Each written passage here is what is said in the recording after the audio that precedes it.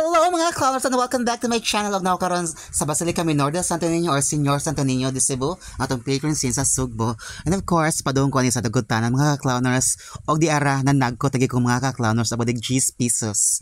So napo sa dikutanan and after ani guys or mga clowners, padung ko mosulod sa Santo Niño Basilica Menor del Santo Niño Church para managkot ko pahang clown air.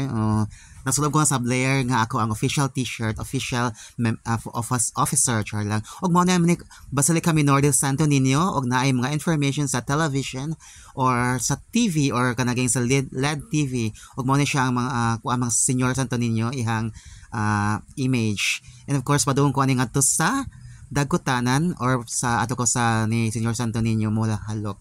And after that paduna ko magawas o kato wala na ko nasulti atong kuan mga clowners kato ang shrine ni Papa Jesus. And of course na ko diri sa gawas ni kaon ko og tempura, kwek o gusto ang kanilang kuan mga clowners basta naka sa Cebu City.